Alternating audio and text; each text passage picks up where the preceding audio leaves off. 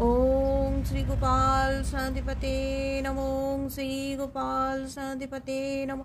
ओम श्री गोपाल शांतिपते नमो।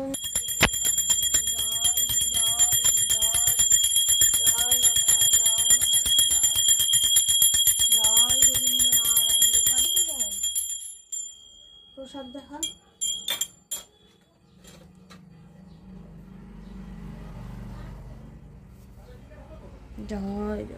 Hello বন্ধুরা, good morning, শুভ সকাল। শ্রীময়ীর আরেকটি নতুন ব্লগে তোমাদের সবাইকে স্বাগত জানাচ্ছি।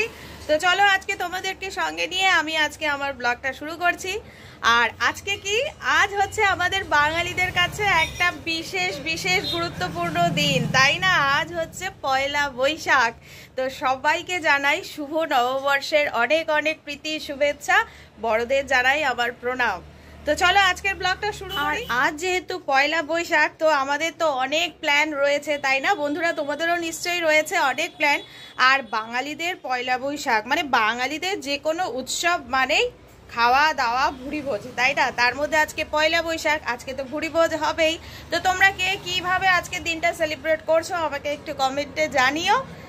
আর এবছরকার আমার পয়লা বৈশাখটা একটু অন্যরকম, কারণ আজকে মানে পয়লা বৈশাখ মানেই তো এতদিন রান্না বান্না মানে একটু ভালো মানে যেটুকু আমি পারি আমার সাধ্যমতো আমি একটু ভালো মন্দ রান্না বান্না করি, কর্তামশাই বাজার ঘাট করেন। তো সবাই আজকের দিনে আজকে পরিবারকে একটু ভালো মন্দ রান্না করে খাওয়াবে, তাই না? এটাই ভালো লাগে, আমার তো এটা বেশ ভালো লাগে। তবে আজকে আবার রান্নাঘরে পড়ে গেছে তালা, কারণ আজকে আমার কোনো রান্নাবান্নাই নেই। তার কারণ আজকে আমাদের রয়েছে এক জায়গায় নেমন্তন্ন। আমারই হাজব্যান্ডের এক বন্ধু, মানে আমাদের দাদা হয়, আমি দাদা বলে ডাকি। তো সেই দাদার আজকে মানে সেই দাদার হোটেল রয়েছে, আজকে সেই হোটেলের নতুন রেস্টুরেন্ট ওপেনিং। তো সেখানেই আমাদের নেমন্তন্ন, দুপুরবেলা ওখানেই খাওয়া দাওয়া হবে। তো সেই জন্য রান্নাবান্না নেই। আর রাত্রে আমার মা বলেছে বাপের বাড়িতে মানে আমার বাপের বাড়িতে খাওয়া দাওয়া করতে। প্রত্যেক বছরই মা নেমন্তন্ন করে, পয়লা বৈশাখটা আমরা রাত্রিবেলা ওখানেই খাওয়া দাওয়া করি। তো গত 2 বছর মানে আমার শ্বশুর শাশুড়ি গত হওয়ার পর থেকে আমরা আর পয়লা বৈশাখে যেতাম না, বলতো কিন্তু আমার কর্তামশাই যেতে চেত না। তবে এবছর দাদা খুব জোর জবরদস্তি করলো, তো বললো যে ঠিক আছে চলো এবছরটা না হয় খাওয়া দাওয়াটা ওখানেই করি। মাও বললো যে এবার এখানে এসে খাওয়া দাওয়া কর। তো কি আর করব, দুপুরবেলা রয়েছে নেমন্তন্ন আর রাত্রিবেলাও রয়েছে নেমন্তন্ন বাপের বাড়িতে। তো সেই জন্য আজকে রান্না বান্না একদম বন্ধ। তবে আজকে না একটু কেমন কেমন লাগছে, প্রত্যেক বছর একটু রান্না বান্না নিয়ে ব্যস্ত থাকি, রান্নাঘরে ব্যস্ত থাকি, একটু ভালো মন্দ রান্না বান্না করি। এবছর যেহেতু রান্নাটা নেই, কেমন জানি একটু ফাঁকা ফাঁকা লাগছে, মানে ভালো লাগছে না। তো রান্না বান্না তো নেই, তবে আজকে সকালের জলখাবার তো করতে হবে, তাই না? জলখাবারটা তো খেতেই হবে। তো ভাবলাম জলখাবারটা একটু স্পেশাল কিছু বানানো যাক। তাহলে চলো রান্নাঘরে কি আজকে জলখাবারটা বানাচ্ছি তোমাদেরকে দেখাই, তোমরা কিন্তু আমার সঙ্গে থেকো। চলো।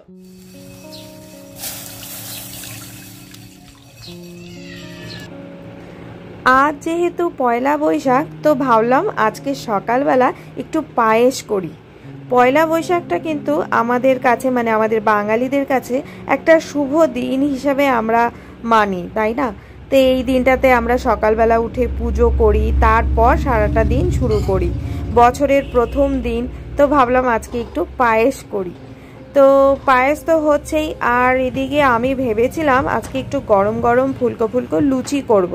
কিন্তু আমার মেয়ে আর কর্তামশাই দুজনেই বললো ওরা নাকি পরোটা খাবে, পরোটা দিয়ে পায়েস খাবে। তো তাই হোক, তাদের ইচ্ছে অনুযায়ী পরোটা করছি। তো পরোটা করে এবার তাড়াতাড়ি করে ওদের খেতে দিয়ে দিব। ওদের খেতে দিয়ে তারপরে যেটুকু বাসনপত্র থাকে সেগুলো ঠিকঠাক করে তারপর রেডি হব। আর এইদিকে কিন্তু আমার জলখাবার একদম রেডি। এবার মেয়েকে আর তার বাবাকে দুজনকেই খাবারটা আমি বেড়ে দিলাম। আমার কর্তামশাই আবার একটু বেরোবে, তারপর বাড়িতে ফিরে রেডি হয়ে তারপর আমরা যাব একসাথে। পয়লা বৈশাখের দিন সকালটা মিষ্টি মুখ করেই শুরু হোক। পায়েস তো রয়েছেই, তার সাথে রয়েছে আমাদের বাঙালিদের প্রিয় রসগোল্লা। গাইস হয়ে গেছি রেডি, এই যে হয়ে গেছি রেডি। একটা গ্রিন কালারের হ্যান্ডলুমের শাড়ি পরে নিয়েছি, আর এই হচ্ছে আমার লুক। আর আমার মেয়ে লেট, মেয়ের জন্য হচ্ছে লেট। এদিকে কিন্তু 2:30 বেজে গেছে, আমাদের যেখানে 1:30টায় যাওয়ার কথা পুরো 1 ঘন্টা লেট। তবে এখনো বেরোতে পারিনি, এই যে এর কতক্ষণ লাগবে জানি না, দেখো অবস্থা, সারাদিন বসে বসে ফোন দেখলো। তা আমি রেডি, আমার কর্তামশাইও রেডি। দুপুরবেলার টাইম তো কোথাও একটু টাইম মতো গেলে ভালো হয়, তাই না? একেবারে ওই খাওয়ার টাইমে গেলে পরে ভালো লাগে না। আর ওখানেও সব বন্ধু বান্ধব থাকবে, সবার সাথে একটু কথাবার্তা, একটু আলাপ আলোচনা হবে, তো একটু হাতে সময় নিয়ে গেলে বেশ ভালো হতো। কিন্তু এই যে এইসব পাবলিকের জন্য কোথাও টাইম মতো যাওয়ার উপায় নেই। আমি কিন্তু একদম টাইম মতো রেডি, তাড়াতাড়ি। জানি না কতক্ষণে রেডি হবে। তো এভাবে রেডি হয়ে গেলাম, কেমন লাগছে কমেন্টে জানিও। চলো চটপট করে বেরিয়ে পড়ি এখন। তো গাইস আমরা পৌঁছে গেছি, আর এই পেছনে এই যে রেস্টুরেন্ট ওপেনিং। তো চলো, আর কত বসাই গেল বাইক রাখতে। প্রচণ্ড রোদ আজকে বাইরে, প্রচণ্ডই রোদ। গরমটা বেশ ভালোই পড়েছে, পয়লা বৈশাখ গরম তো পড়বেই। তো এই যে, আর বন্ধু বান্ধব যারা আসার মোটামুটি সবাই চলে এসছে। চলো এবার ভেতরে যাওয়া যাক। তো এই হচ্ছে হোটেল আমরাবতী। তো এটা তো আগে ছিলই, তবে আজকে রেস্টুরেন্ট ওপেনিং।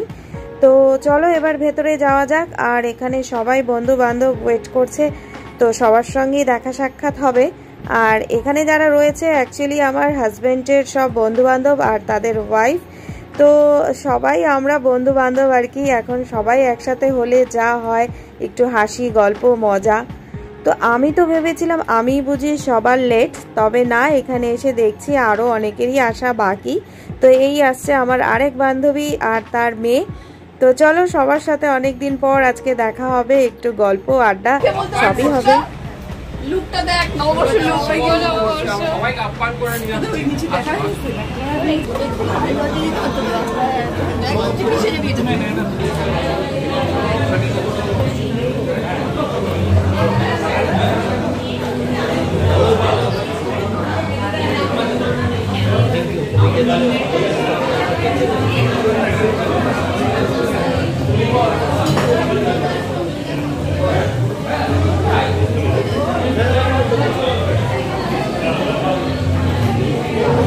তো চলো সবার সাথে দেখা সাক্ষাৎ হলো, আর এখন আমরা বসে পড়েছি একটু গল্প আড্ডা নিয়ে। সবাই অনেক দিন পর একসঙ্গে হলে যা হয়। আর রেস্টুরেন্টের ভেতরের ডেকোরেশন কিন্তু দারুণ সুন্দর হয়েছে। আর ওই যে দাদা দাঁড়িয়ে রয়েছে, ওই দাদারই এই হোটেল। তো ভেতরের ডেকোরেশন খুব সুন্দর হয়েছে। আর এই হচ্ছে আমার আরেক বান্ধবী, মানে ওদেরই এই রেস্টুরেন্ট, এই হোটেল। তো এখন ওর সঙ্গেও একটু গল্প মজা হচ্ছে। আর ও তো আজকে একটু ব্যস্ত, সব গেস্টরা আসছে, সবার দেখাশুনো করছে। তো এর ফাঁকে ফাঁকে আমাদের সাথেও একটু গল্প আড্ডা হয়ে যাচ্ছে আর কি। আর চলো, গল্প আড্ডা তো অনেক হলো, এবার খাওয়া দাওয়াটাও সেরে নিতে হবে, কারণ আমাদের তো আসতে একটু লেটই হয়ে গেছে। তো আর বেশি দেরি না করে চলে এসেছি খাওয়া দাওয়ার পর্বে। আর আজকে তো আইটেম ছিল অনেক কিছুই। তো চলো তোমাদেরকে আস্তে ধীরে সবই দেখাবো। এখানে ভিড়ও রয়েছে বেশ, সবাই খাওয়া দাওয়া করতে ব্যস্ত। তো আজকের আইটেমে ছিল ফিশ ফিঙ্গার, মোচার চপ, পুরি, ছোলার ডাল, কাশ্মীরি আলুর দম, রাইস, কাতল মাছের কালিয়া, তারপরে কি কুমড়ো পকোড়া, তার সাথে ছিল পোলাও, মাটন, চাটনি, দই, মিষ্টি সবই ছিল, তার সাথে আইসক্রিম। তো অনেক কিছুই আইটেম রয়েছে। তো চলো সব কিছুই অল্প অল্প করে টেস্ট করা যাক। খাওয়া দাওয়া আমাদের কমপ্লিট। খাওয়া দাওয়ার পর আবার কিছুক্ষণ গল্প আড্ডা চললো। এখন যেতে হবে বাড়ির দিকে, কারণ এখন প্রায় বিকেল 5টা বেজে গেছে। আর গরমও লাগছে, বাইরে প্রচণ্ড গরম, যদিও ভেতরে এসি ছিল। তো চলো, আর ভাবছি যাওয়ার আগে একটু কোল্ড ড্রিঙ্কস খেয়ে নিই, যেহেতু প্রচণ্ড গরম, গলাটা শুকিয়ে যাচ্ছে বারবার করে। আর গরমের দিনে কোল্ড ড্রিঙ্কসের চেয়ে প্রিয় খাবার আর কি হতে পারে বলো বন্ধুরা? যাই খাও না কেন, গরমের সময় যখনই হাতের সামনে কোল্ড ড্রিঙ্কস দেখা যায় তখনই মনে হয় একটা হাতে তুলে নিই। তো চলো এবার খাওয়া দাওয়া করে বাড়ির দিকে যাওয়া যাক।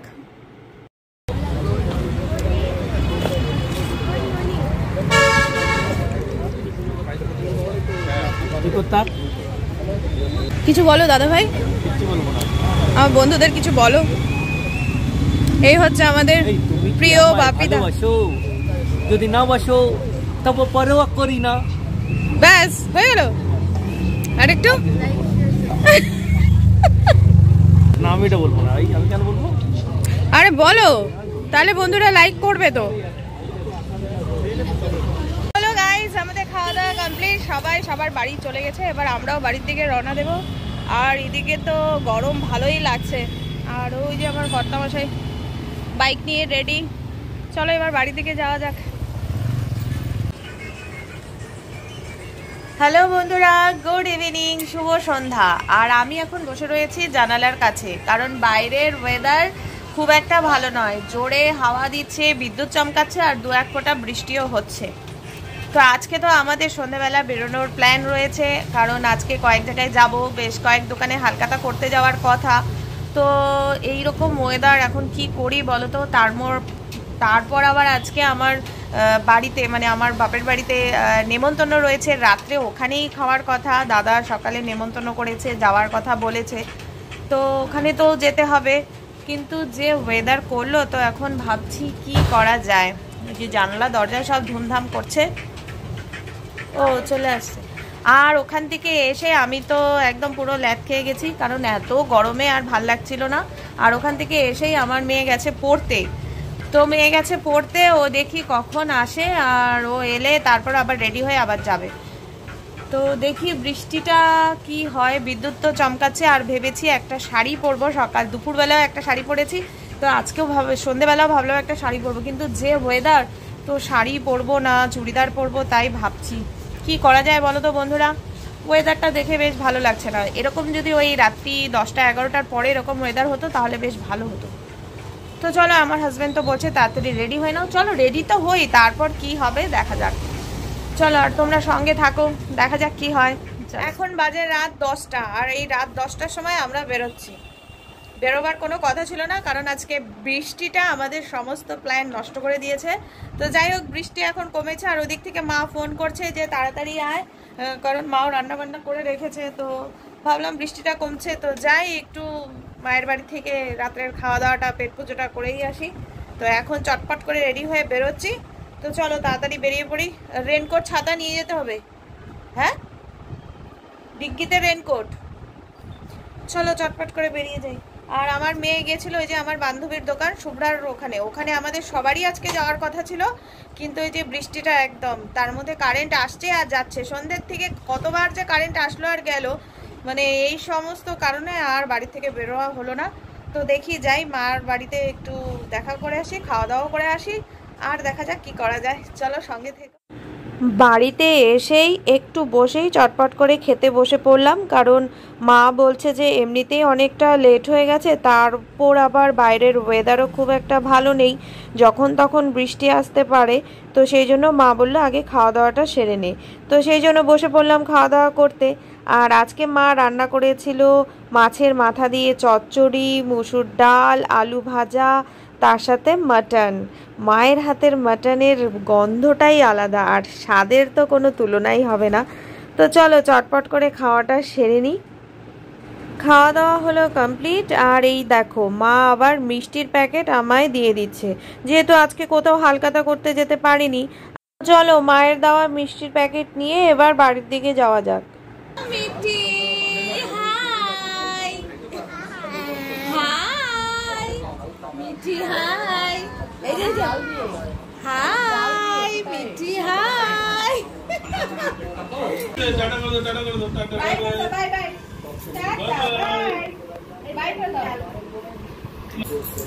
চলো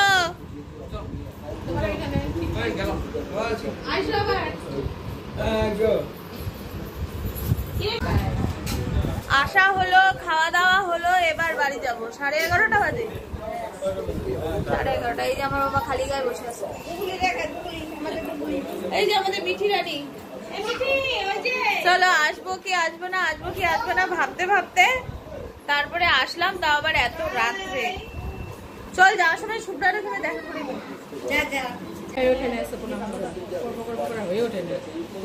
tata bye bye, tata bye bye, tata bye bye. যাও যাও যাও, রাত্রি হচ্ছে। টাটা, টাটা করে দাও, টাটা করে দাও। আরে পিপি দাও। তো চলো সবাইকে টাটা বাই বাই বলে এবার বাড়ির দিকে রওনা দিই। আর রাস্তাঘাট দেখেছো একদম কিন্তু ফাঁকা, যেহেতু বৃষ্টি ছিল তো সেই জন্য আরও বেশি ফাঁকা। আর এই হচ্ছে আমার দাদা, যাওয়ার সময় ওর সঙ্গে দাঁড়িয়ে একটু কথা বলছিলাম। তো ওর সাথে কথা টথা বলে তারপর এখন বাড়ির দিকে যাব। চলো। আর এইদিকে কর্তামশাইও চলে এসছে তার পঙ্খিরাজ নিয়ে। এবার এই পঙ্খিরাজে চেপে আমরা যাব আমাদের বাড়িতে। তো চলো দাদাকে টাটা বলে দিই, আর রাত তো অনেকটাই হলো। তো বাড়িতে যাওয়ার পথে ভাবলাম শুভ্রার সঙ্গে একবার দেখা করে যাই, যেখানে নাকি আজকে সন্ধেবেলায় আমাদের সবারই আসার কথা ছিল। তবে এই বৃষ্টির জন্য বন্ধুরা বললাম না, কোথাও যেতে পারিনি। তো শুভ্রার বাড়ি আমার বাড়ির একদমই কাছে, তো যাওয়ার পথে ওর সঙ্গে একটু দেখা করে নিই। তো ওর এখানেও অনেকক্ষণ গল্প আড্ডা হলো আর কি। আর এই হচ্ছে শুভ্রার ঠাকুর ঘর, ভাবলাম তোমাদেরকে একবার দেখিয়ে দিই। বৃষ্টির জন্য কেউই কিন্তু বাড়ি থেকে বেরোতে পারেনি। যেই বৃষ্টিটা কমেছে তারপর সবাই এখানে এসেছে সবার সঙ্গেই, সেই জন্য দেখাও হয়ে গেল। আর এখন চলছে এখানে খাওয়া দাওয়া। আমাদেরও আজকে এখানে খাওয়ার কথা ছিল, তবে ওই যে বাড়ি থেকে খেয়ে এসছি, তাই এখানে আর খাওয়া দাওয়া করতে পারলাম না আজকে। হ্যালো গাইস, আজ পয়লা বৈশাখ 1930 এ বলেন কিছু। আর কি বলবো, সবাই সাথে থাকেন, শান্তি থাকেন, জামাই টামাই নিয়ে আনন্দ থাকেন, জামাই টামাই নিয়ে আর বাচ্চাদের নিয়ে বাচ্চাদের নিয়ে আনন্দ থাকেন। সবাইকে শুভ নববর্ষ। সবাইকে হাই এভরিবডি। শুভ নববর্ষ তো বলছি, আর আরো কিছু বলতে বলছি, একটা কি বলবো, শুভ নববর্ষ এভরিবডি। শুভ নববর্ষ। তো চলো বন্ধুরা, বাড়ি যাওয়ার পথেও সবার সঙ্গে দেখা সাক্ষাৎ হলো। এবার বাড়ির দিকে যাই।